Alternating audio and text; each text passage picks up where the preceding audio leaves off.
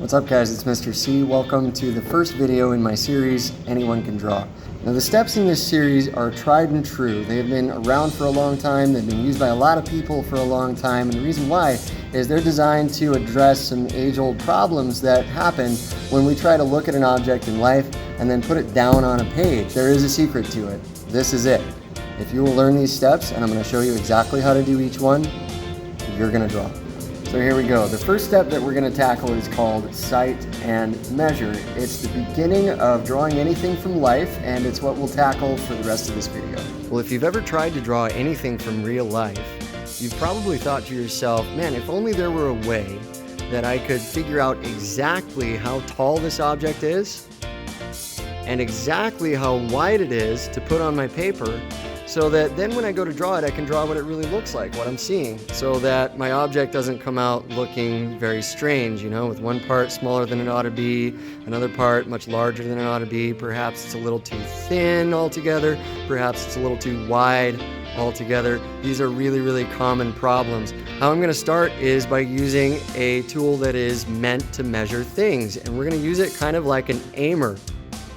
So let me explain what I mean. I'm going to back up a little bit here, because you've probably seen an artist character in a movie put up a hand like so. They might use their thumb, they might even use their pencil, and the idea is that they would go by the ridges on the pencil, perhaps on this metal part right here, or the wrinkles on their thumb, and they're going to use that as a measuring system. Well, that's just not accurate like we need it to be. It's not going to be consistent.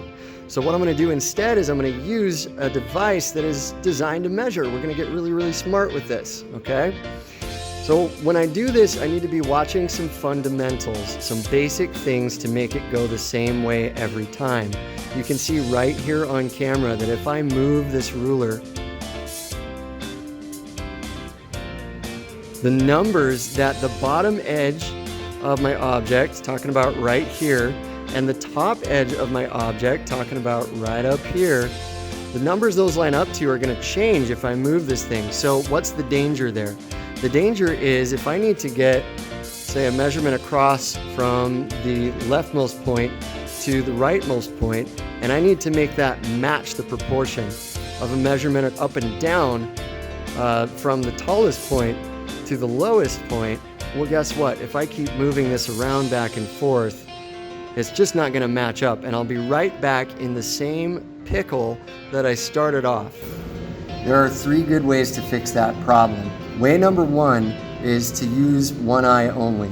Now, why this is important is it's just like playing a video game. We're using this like an aimer to look down. What we're going to do is to try to hold this really, really steady, and we want to be looking from one point only down through the marks to the object, okay?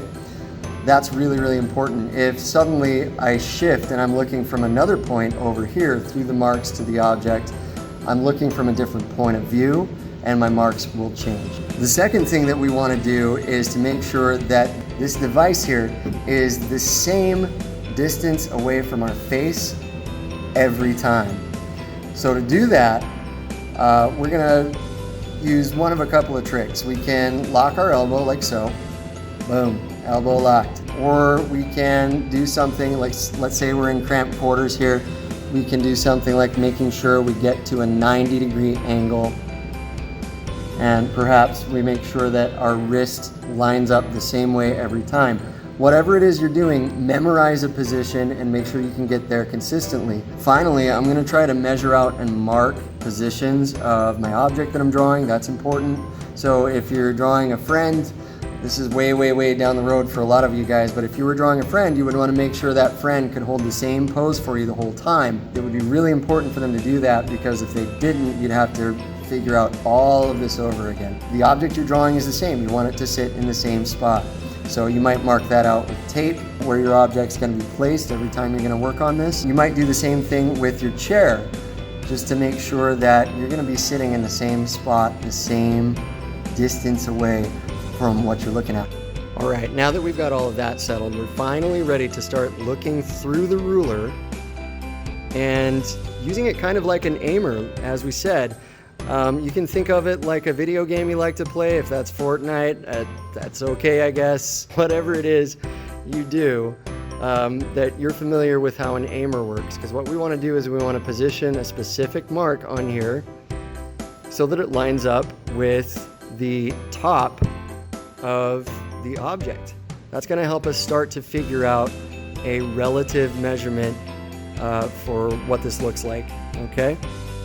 Now, you might be thinking to yourself already, well, Mr. C, what if I just walk this up to the object and start measuring pieces of it? Won't I get something pretty accurate that way? And the answer is you will, but what it won't look like is a picture of the object from your point of view. What you'll get most often doing that is something that's more like a blueprint, like when folks are designing a building. And so that really, really limits the kind of artwork you can make. What we want to do instead is we want to see this like a camera does from our point of view and see how everything flattens at that point. I'm using the metric side of my ruler. That's the right-hand side here with the centimeter marks on it. I like centimeters because they're base 10, so if I have to do some math with them, I can really easily. I like them because they're smaller, so I can get just a little bit more precise with what I'm doing. Now, I'm going to match up the 0. This is where it gets really tough, and I'm going to have to really hold my pose. I'm going to match up the 0 with the top of the object, and then I'm going to look down with my eyes, okay? I'm going to look down to where the ruler matches the bottom of the object, okay?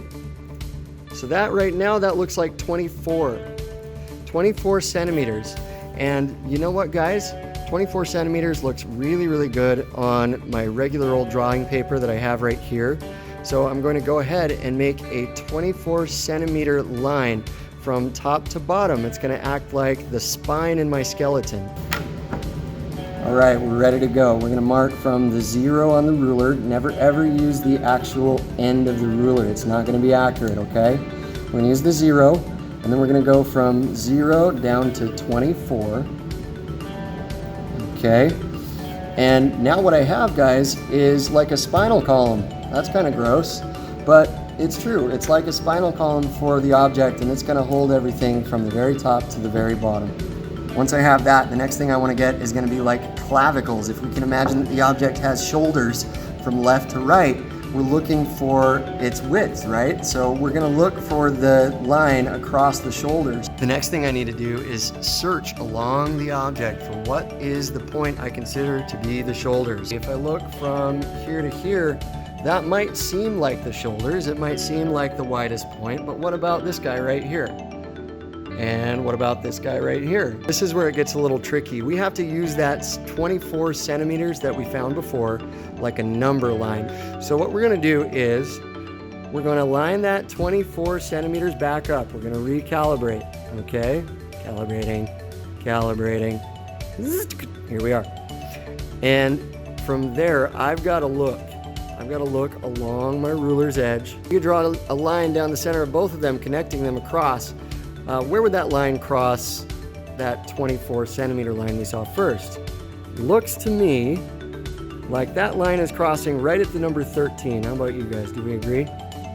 Okay, so if I have an imaginary line that I'm going to sight this way, that's going to cross at 13 down. I need to go ahead and measure and mark 13 down on my paper.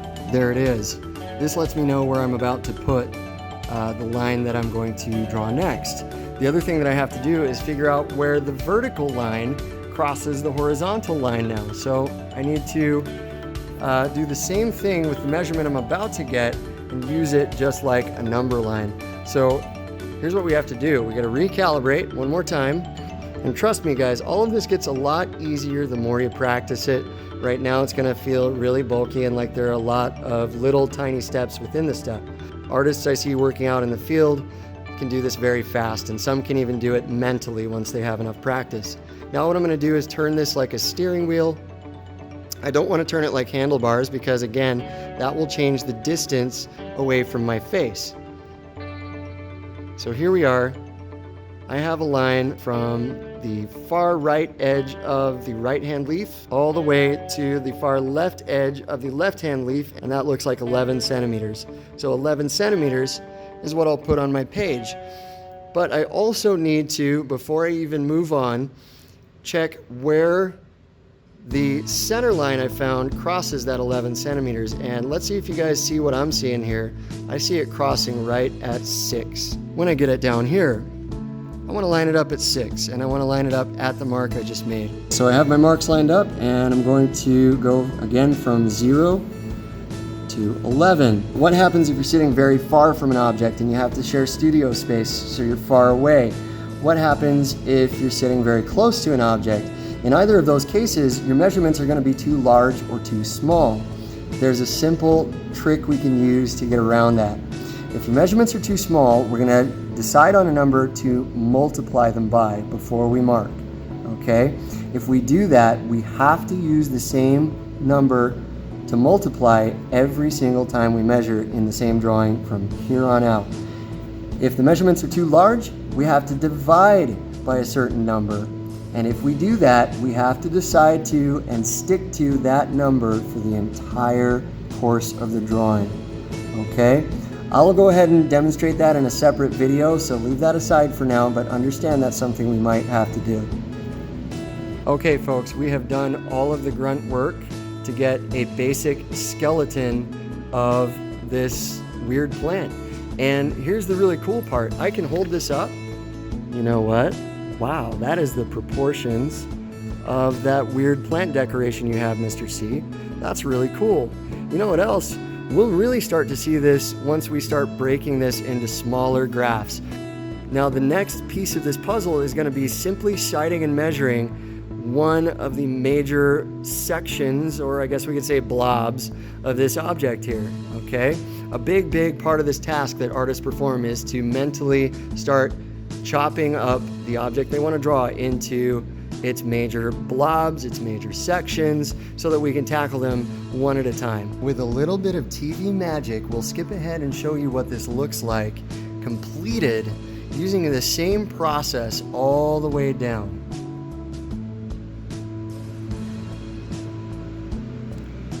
And there you have it. Now, if you can't see it yet, wait.